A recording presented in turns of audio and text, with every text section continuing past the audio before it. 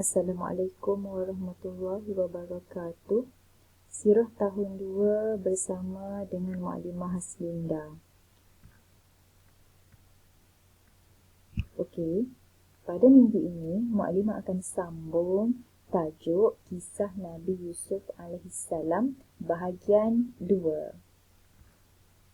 Okey, pada minggu lepas kita sudah belajar tentang kisah Nabi Yusuf, di mana Mukadimah sudah menceritakan bahawa Nabi Yusuf telah dicampak ke dalam perigi. Apakah yang berlaku kepada Nabi Yusuf seterusnya?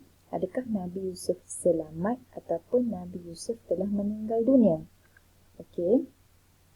Ya, Nabi Yusuf telah diselamatkan. Okey.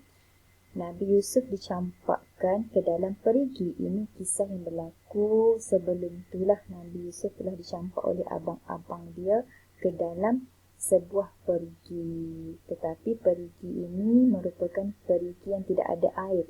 Okey, perigi yang kering.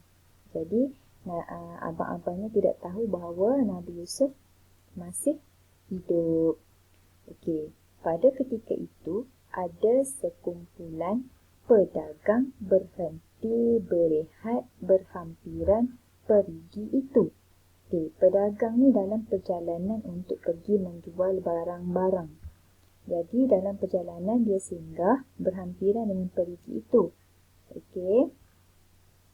Kemudian salah seorang daripada mereka mencari air lalu menjumpai Nabi Yusuf. Okey, pada awalnya salah seorang pedagang tu dia nak cari air je.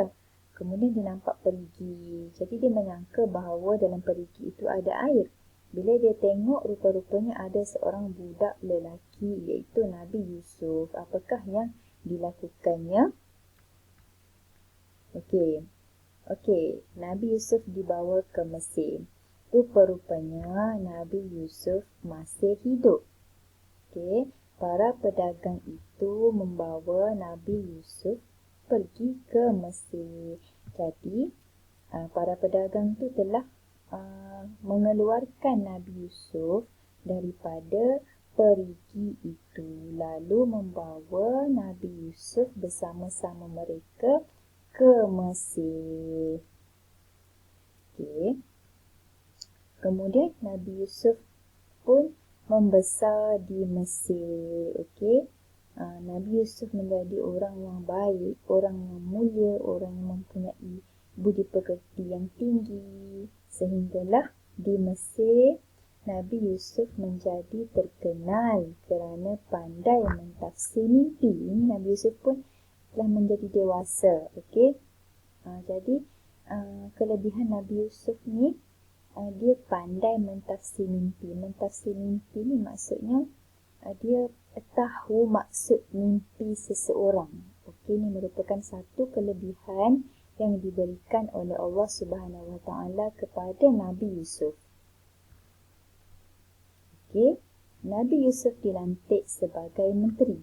Okey, Raja Mesir melantik Nabi Yusuf menjadi menteri kerana Nabi Yusuf ni seorang yang bijaksana, pandai mentafsir mimpi dan mempunyai pekerti yang baik, maka Raja Mesir suka dengan sikap Nabi Yusuf dan kebijaksanaan Nabi Yusuf, lalu melantik Nabi Yusuf menjadi menteri.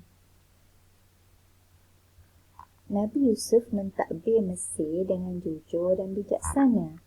Nabi Yusuf menyelamatkan Mesir daripada bencana. Okey, bila menjadi menteri, Nabi Yusuf ni pernah menyelamatkan Mesir daripada bencana. Bencana apa? Bencana kebuluran. Kebuluran tu maksudnya kelaparan. Ketika itu keadaan di sekitar Mesir dilanda kemarau yang panjang sehingga kan ramai orang tidak ada makanan. Tetapi di Mesir, Nabi Yusuf suruh mereka menyimpan makanan sebelum tibanya musim kemarau. Jadi, apabila tiba musim kemarau, maka negeri Mesir tetap mempunyai banyak makanan kerana kebijaksanaan Nabi Yusuf. Baik, setakat itu sahaja kisah Nabi Yusuf.